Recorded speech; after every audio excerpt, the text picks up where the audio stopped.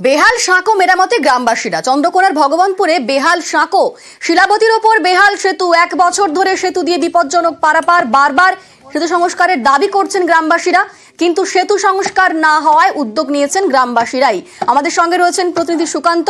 সুকান্ত বিস্তারিত বলতে পারবে? সুকান্ত, দেখো অনিন্দিতা, যাতায়াতের পক্ষে প্রায় 8 থেকে 10টি গ্রামের মানুষ তারা কিন্তু সমস্যায় পড়েছেন। কারণ শিলাবতী নদীর উপর চন্দ্রকোনা 2 নম্বর ব্লকের ভগবন্তপুর এক গ্রাম পঞ্চায়েতের ঘোষকিরা এলাকায় দীর্ঘদিনের একটি সেতু রয়েছে। যে সেতু জানা যাচ্ছে যে 4 বছর আগে পঞ্চায়েত সমিতির পক্ষ থেকে সেই সেতু নির্মাণ করা হয়েছিল এবং তারপর 1 বছর আগে বন্যার জলে ভেঙে যায় এবং সেই ভেঙে যাওয়ার পরে আর সংস্কার করা হয়নি। তাই গ্রামবাসীরা আর্থিক সাহায্য তুলে এবং শারীরিক পরিশ্রমে অর্থাৎ নিজেরাই হাত লাগিয়েছেন এই সেতু মেরামতে। তারা কিন্তু সেতু এখন যাতায়াতের জন্য কোনো রকমের সেতু নির্মাণ করেছেন, কিন্তু তারা চাইছেন প্রশাসনের পক্ষ থেকে এই সেতু নির্মাণ হয় এবং যেন সংস্কার করা হয়। ধন্যবাদ।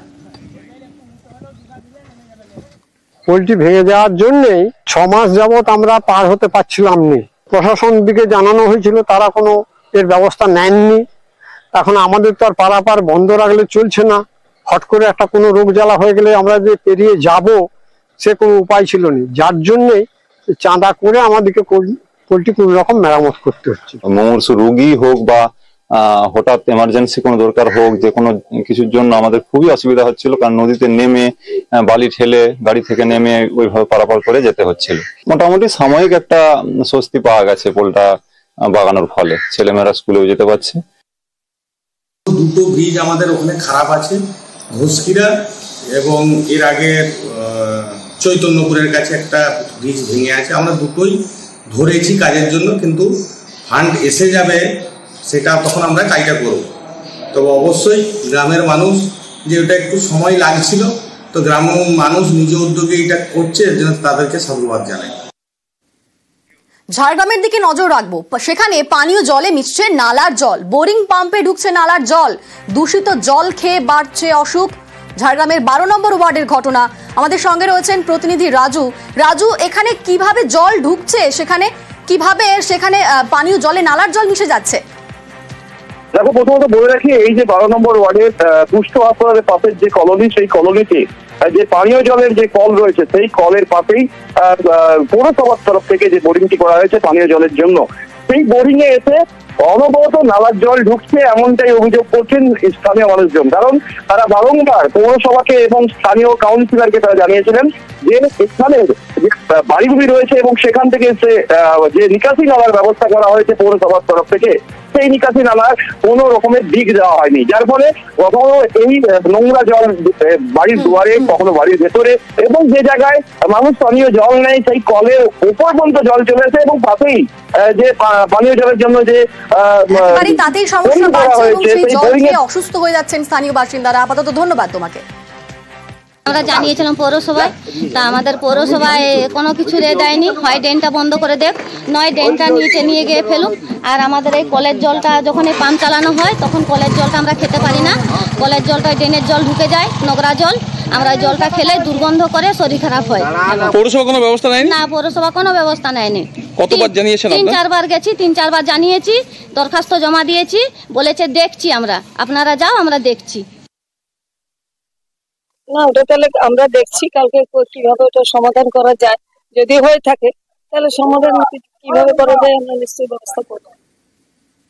আর 3 দিনের অপেক্ষা। বুধবার অক্ষয় তৃতীয়ার দিন দীঘায় জগন্নাথ মন্দিরের উদ্বোধন হবে। উদ্বোধন করবেন মুখ্যমন্ত্রী মমতা বন্দ্যোপাধ্যায়। তার আগে চলছে যজ্ঞ আচার অনুষ্ঠান। তবে সেখানে এই মুহূর্তের প্রস্তুতি কিরকম, কতটা প্রস্তুতি হয়ে গিয়েছে, আমাদের সঙ্গে সেখান থেকে সরাসরি রয়েছেন প্রতিনিধি আবির। আবির বলতে পারবে। আবির, কিরকম দেখতে পাচ্ছ, কিরকম প্রস্তুতি পর্ব?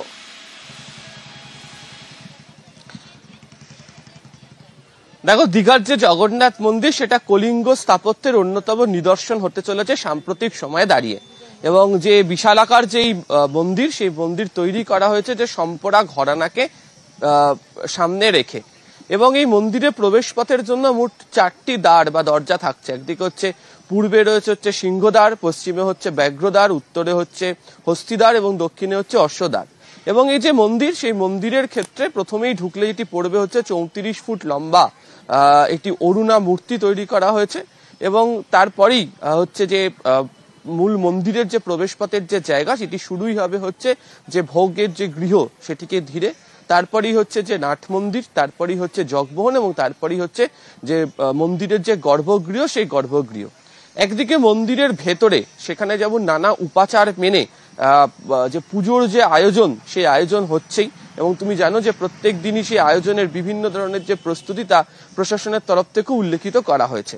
আর এই জগন্নাথ মন্দিরের যে আবহ তাকে ঘিরে দীঘাও কার্যত সেজে উঠেছে। সৈকত নগরীতে একেবারে চারিদিকে বিভিন্ন ধরনের প্রস্তুতি।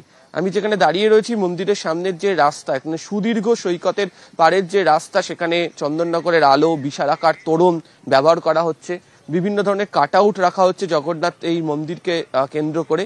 এছাড়া হচ্ছে প্রচুর পর্যটকের পাশাপাশি যে 30 তারিখে যে প্রধান অনুষ্ঠান যে হতে চলেছে তার জন্য আগামীকাল থেকে, আবার অনেকে বলছেন যে আজকে বিকেল থেকেও অতিথি যারা রয়েছেন তারা দীঘাতে তারা এসে উপস্থিত হতে শুরু করবে। একেবারে আবির, আর তার জন্যই তো বাসও বাড়ানো হচ্ছে। ইতিমধ্যেই পরিবহন দপ্তর সিদ্ধান্ত নিয়েছে যে বেশ কিছু বাস সেখানে বাড়ানো হচ্ছে। কোন কোন সিদ্ধান্ত, কি কি সিদ্ধান্ত নেওয়া হয়েছে, কোন কোন বাস বাড়ানো হচ্ছে আবির?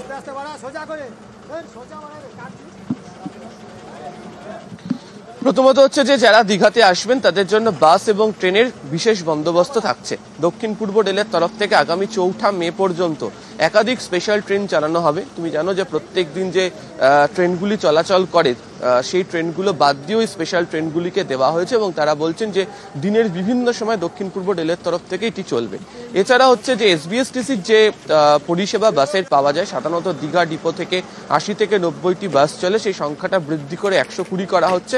এবং যেহেতু উত্তরবঙ্গ থেকে শুধুমাত্র পাহাড়িয়া এক্সপ্রেস এখানে করে, ফলে উত্তরবঙ্গের মানুষজন যাতে আসতে পারেন, বিশেষত মালদা, উত্তর দিনাজপুর, দক্ষিণ দিনাজপুরের মতো জায়গা থেকেও আসার জন্য বিশেষ রুট দেওয়া হয়েছে।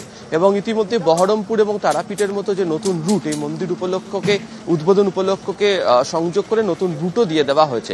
ফলে সব মিলিয়ে যাতায়াতের ক্ষেত্রে যাতে কোনো ধরনের অসুবিধা যাতে তৈরি না হয় সেদিকেও নজর রাখা হয়েছে প্রশাসনের তরফ থেকে। ধন্যবাদ। সেনাশিস চক্রবর্তীর হাত ধরে দুটি নতুন সার্ভিস দীঘা থেকে শুরু হচ্ছে, একটা দীঘা বহরমপুর, একটা দীঘা তারাপীঠ। এবং এই দুটো শুধু মধ্যে সীমাবদ্ধ নয়, আগামী খুব তাড়াতাড়ি মানে 2-1 মাসের মধ্যেই আরও 15-20টা দীঘার সার্ভিস বেড়ে যাবে।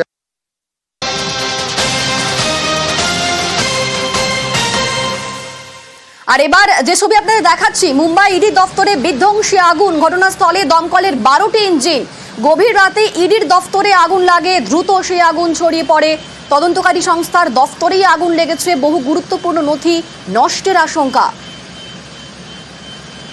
যে ছবি আপনারা দেখতে পাচ্ছেন, মুম্বাই ইডির দফতরে বিধ্বংসী আগুন, এবং সেখানে পৌঁছে গিয়েছে 12টি ইঞ্জিন, দমকলের 12টি ইঞ্জিন কাজ করছে। গভীর রাতেই ইডির দফতরে আগুন লেগে যায়, এবং যেহেতু ইডির দফতরে আগুন লেগেছে সেখানে বহু গুরুত্বপূর্ণ নথি রয়েছে, সেই নথি নষ্টের আশঙ্কা করা হচ্ছে।